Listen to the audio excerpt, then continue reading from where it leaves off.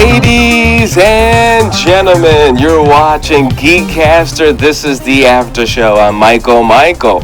In the studio today, we've got Left for Dead, Dayveonne Bussey. It's me, Corey Davis. And Kalyx Kai. and the one and only Phil Geeks. How y'all doing? Alrighty. So, what are we talking about? The Apple show or news of Apple's latest iPhone? Yeah, we're well, I think we should definitely continue a little bit about the scary movies for Halloween, because we couldn't even get through all the series. We couldn't even get through all the shows. Of course, big news, Apple with technology. Everybody wants to get Apple-fied that are big Team Apple. Some of us on this call are not, so that should be interesting. And then, Corey, you put me on to a great show, actually. Raised by Wolves. I really like that. Yeah. So we got to talk about that as well. So, but you know what? Let our guest start it off. What would you like to talk about today? Who is that, me? Oh, I don't know. What is it, like, open? Well, I'm a guest too, but yeah, we could start with you, because, you know, ladies first and all that. Whoever, it doesn't matter. You lead the conversation. Well, you're like a director. You're fancy. And you're actually in a movie theater. How this is the first time we ever had a guest in an actual movie theater while talking to us. She made history, ladies and gentlemen. It's supposed to be shooting in a movie theater, so that's not proper terminology. I'm supposed to be filming in a movie theater. So that's why I'm here. Well, what are you doing today in a movie theater? Were you filming today? We're mapping out shots. Basically, supposed to. Ladies and gentlemen, we know famous people. This is great. All right, so let's start out with Raised by Wolves, because that's interesting. Corey, tell us the premise of Raised by Wolves. It's kind of good. I could just look at the squares, like in what's it called? Brady Bunch. Yeah, go ahead, Corey. Looking at you. So, Raised by Wolves automatically is an allegory. Once you watch it, you're like, what is going on? So, the whole premise is Earth has been destroyed by an all-out religious war. So, you have one religious sect and atheists. It starts out with these two robots landing on a very real planet called Kevlar 22b. If you look it up, it's an actual real planet. And they try to reinvigorate the human species.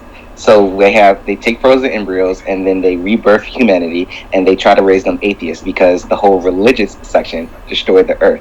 So once you start watching like this interaction, it gets really deep, it gets real philosophical, and it's a really good story of what is humanity, what is religion, how far can we actually take AI? A whole bunch of questions that we have today, this series kind of answers in like a really good and unique way. So if you haven't seen it, I implore you to check it out. It's really good. I think that's one of the best breakdowns ever. I really appreciated it because it really makes you say, who's really evil? Who's really bad? What do you really believe in? I feel they can go even further with that. I'm up to episode 8, and I don't like the whole cyborg pregnancy thing, but I don't want to ruin it for people. But when you get to that point, you'll be like, really? Really? Really? You know what? Shots fired. Yeah, but even that whole part was like eye-turning. Well, I finished the whole series, so I know what happens at the end, and once you think you know where it's going, it actually goes in a different direction. So it keeps you guessing. And the ending scene of it was just mind blowing. I can't even put it into words. I'm still trying to process what happened. But it asks a lot of good questions of humanity, of robotics, of life in general. What is religion? how can we use that in everyday life? Will it destroy us? A lot of philosophical questions going in the series. How do you guys feel about Ash versus Evil? Because some people, again, look at this, it's not really horror, it's somewhat of a comedy, but at the same time, it's entertaining. What do you guys think there? I love it. It's entertaining. It is horror. It's just comedy horror. So the Necronomus, am I saying it right? The Book of the Dead, or Bringing the Dead Back? Yeah, Necronomicon. It's basically an idea of bringing back the dead, and you're trying to prevent it. And Ash is the one that could basically prevent it all, and he's in the book to prevent it all. And he's just a wise, cracking old man that's trying to have fun and save the world. Think of Duke Nukem. You guys know there's a new Chucky coming out, right? Oh, it's already out. What you mean he's already out? There's another one coming out that they're, I think it's 2021. Yeah, that's the one. That's what I'm talking about. Yeah, the last one that came out, they're doing another one. That was silly. So it's going to be the sequel. Yeah, I don't know if it's going to be the sequel or what it is, but there's another expected Chucky movie that's coming out. I heard it's gonna be like a reboot, like they're doing it all over again. Look at her face. Look at her face. She's like, no. I'm keeping my money. I'm keeping my money, man. I'm keeping my money, man. Why? Chucky was good. Like, even the original Chucky, the way they did the concept was awesome. You had a serial killer that knew how to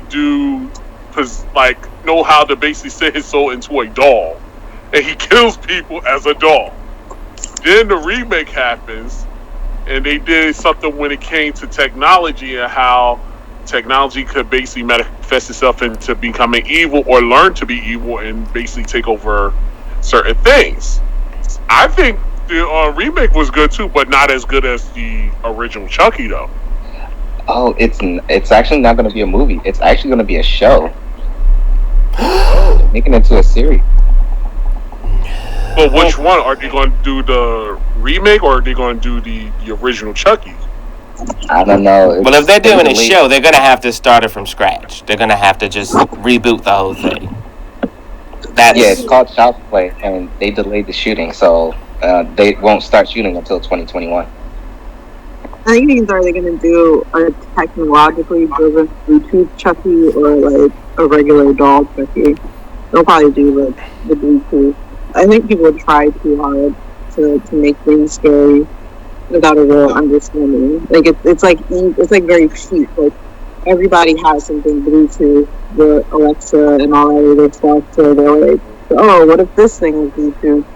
I don't know who's working on it. So it all depends on how much real thought they bring to it. If it's just like Bluetooth is scary because everybody has some type of thing in their house.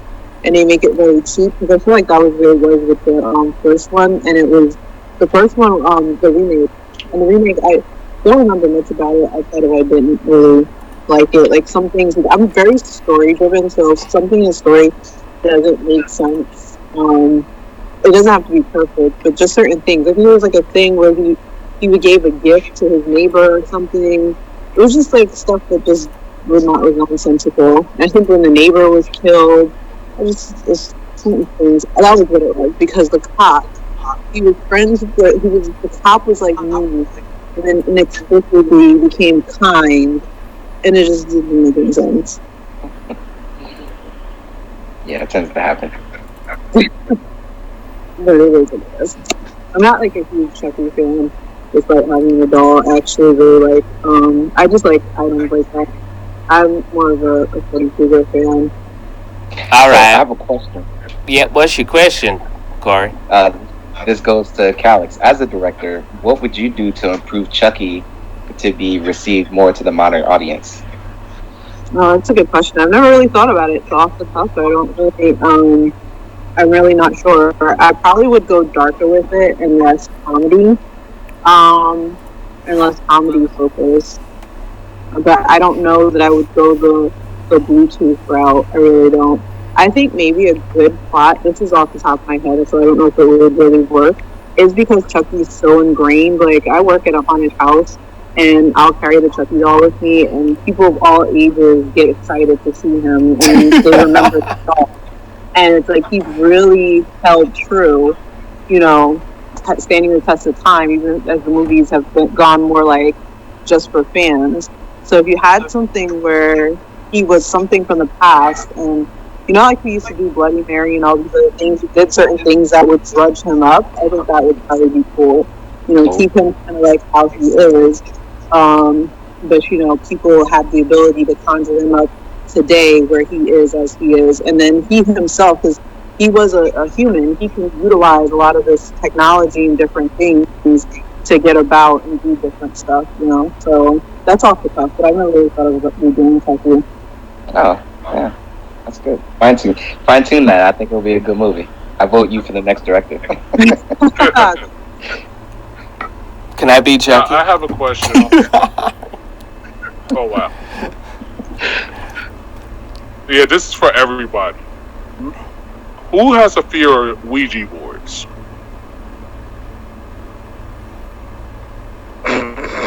Okay. Anything supernatural, I'm like terrified. Alright, so they did do a movie on Ouija. I really felt as though that movie was missing certain points in the film and certain helpful elements to make it scary. But which one? Because one of them is my favorite. I really like Mike Flanagan, so. And he had one come out around the same time as the other Ouija movie. Yeah, because I remember the other Ouija movie, and it was really bad out. The Origin of Evil. So I don't remember if the other one was tied to his or not. They may have been totally unrelated, but his was pretty good. Mike Flanagan is a really good horror director. Well, yeah. So. What were you saying? Before I cut you off. No, I was saying that with that one film that I saw that I wasn't really impressed with, I felt as though what was the thing that they were missing with that film with Ouija board or the Ouija movie, like that they could have made better. Are you asking me? Yes. Oh, I don't. For anybody to answer. I'm not sure which one you're talking about. I vaguely remember one that was really crappy, but I mean, you know, a lot of times it's because there's no real story and they go for the same predictable stuff. So it's like you're always gonna. The reason why Ouija Origin of Evil was better to me is because when you have these Ouija board movies, they usually work something like this. This would be hard for me to do without being explicit. You have a bunch of girls, and they're in a room. And it's a sleepover, and it gets really quiet, and they play with the board, and they ask me a silly question like, is Tim gonna ask Samantha out? Or, you know, something dumb, right? And that was the one I saw. Yes. Yeah. And then somebody moves the oracle thing around, and then they're like, no, guys, let's be serious. You know, what's my middle name? Some question that only one person will know, and then they all get quiet. And then they're all like, and then somebody thumps on the door, and they're like, ah! And it's like, girl, let's go to bed. You know what I mean? Like, something stupid like that. Like, there are a bunch of jump scares that aren't developed. Then they put it away, and then somebody inexplicably goes later on and, like, starts messing with it, and then typical things start to happen. They're just so predictable. Ouija Origin of Evil was better to me just off the story. The story is about a mother raising two girls. The father had passed away, so you have that kind of emotional drive there, right? The sisters are close. The mother is running a scam, and I think it was like in the 70s. It was right before Ouija boards became like a thing. So she's running a seance scam, and somebody tells her about the Ouija board, so she breaks it out thinking she can just utilize it as part of her scam, but she doesn't realize that her daughter is like a conduit, and she's really conjuring up spirits. So it's so cool. Like you see the woman doing the seance, and then you see her daughter like facing the camera, right? So her back is to them, and the woman's asking questions. And Flanagan likes to do this thing where the eyes kind of look like real glossed over and white. and she's there as the mom's asking questions, and she's just like mouthing out answers, and they have no clue they're conjuring up this real demon here. They all think that they're still, messing around with this fake thing, and then the story kind of like develops. So I think his pacing, everything, you guys have seen probably some things done. He did The Haunting of Hill House, which a lot of people were talking about. That was a little slower than I care for. I'm not into TV series, but that was pretty good. I'm looking forward to watching Bly Manor, which he did. He did a movie called Hush. He did a movie called Oculus. I'd probably confidently recommend anything by him. He's pretty consistent. Gerald's Game, but this is not like his podcast. But yeah, he's pretty good. So he did Bly Manor. He also did the one before it, The Haunting of Hill House. Yeah, that's So The Haunting of Hill House is terrifying. It scared the crap out of me. Yeah, he did that. He's really good. So if you like that, I think you like Oculus. That was really creepy. It's about these kids, and like I said, I'm story driven, so this is more unique to me.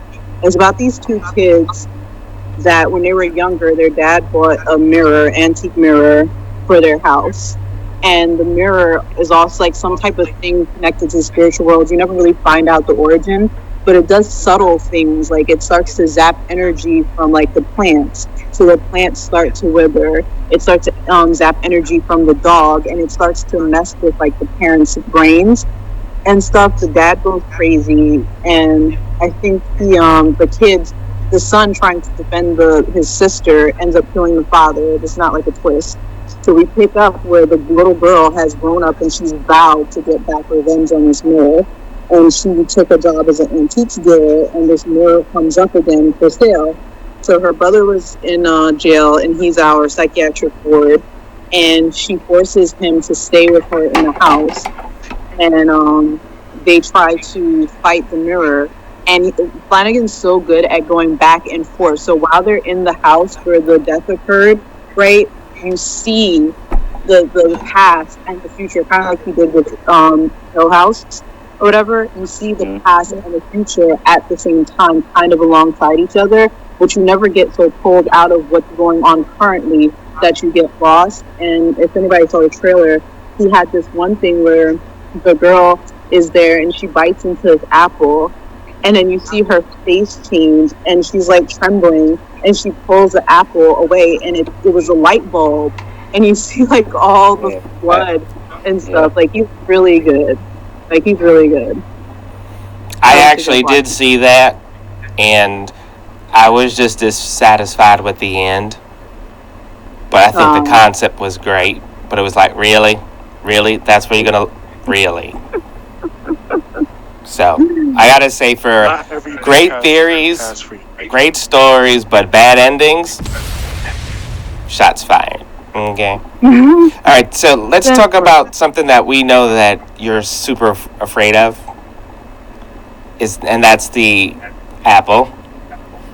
You do not like apple. That is like horror for you.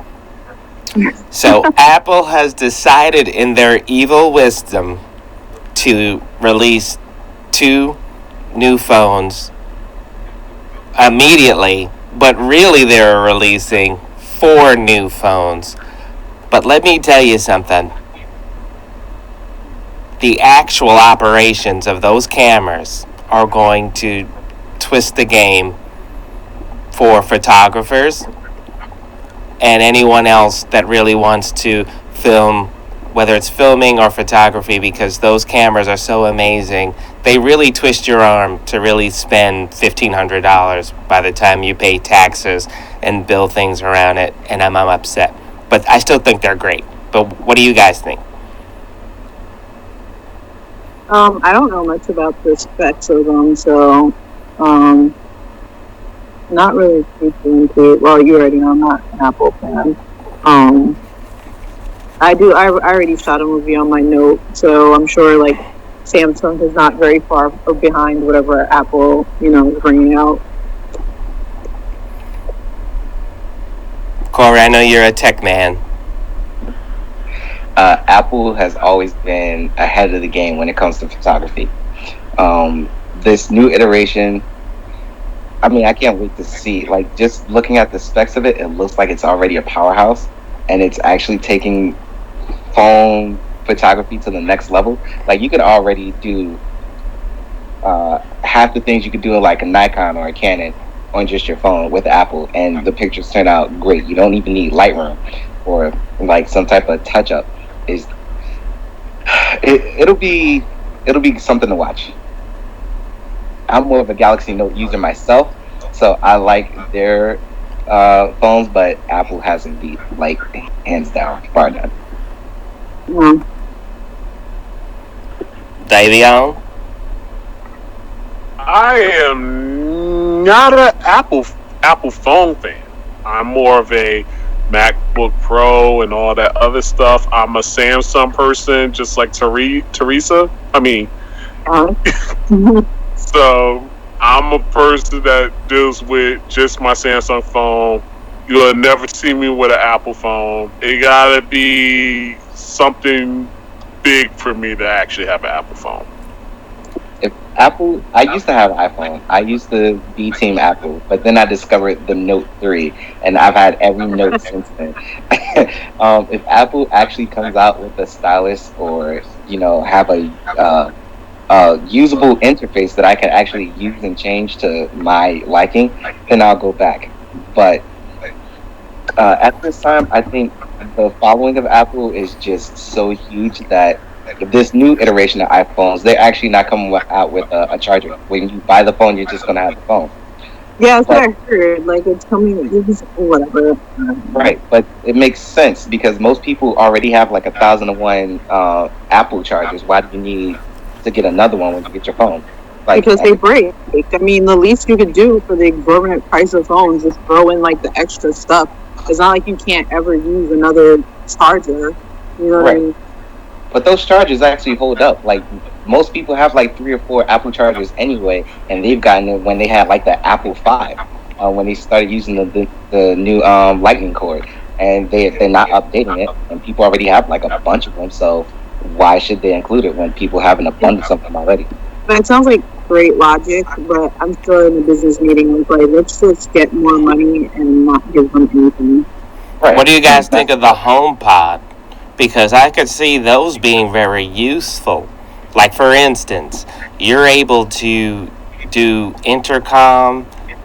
Like, if you have them all in different rooms, they all could talk to each other. You could leave a message, and the rest of the pods will say the message. It uses Siri. I think out of all the new products that are useful in the everyday life that a family or someone sick or elderly could take advantage of, I think they did a home run with the Apple Pod. What do you think? I thought HomePod. Because Alexa already does that.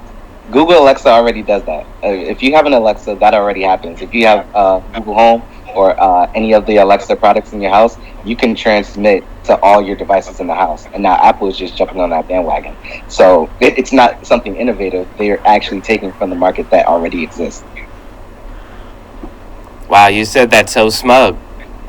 Do you have some stock with Alexa? I'm just asking. You felt something there. You felt something there. It bugs me when you have like these tech giants who are like, Apple is an innovator, but when you start using the same technology that other people are currently using that's been out for a few years, and now you're late to the game, and you're like, oh, this is a good idea, let's just use that for our product. That's not really innovation, I feel like, and that's just a money grab. So do you feel that's why their laptops, they stayed away from touchscreen and all those things, because they were like, well, why bother? We have the iPad, and it makes it look like we're following people?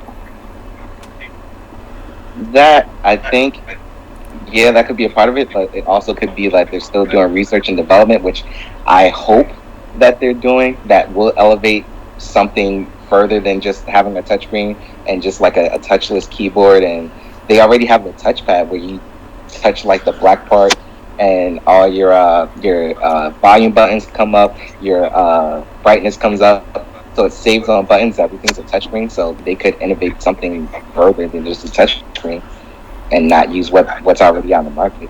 So let me say this, Kalyx, as a director, what do you use to shoot your stuff? I actually bought a Black Magic pocket cinema for 13. So that's what I've been using.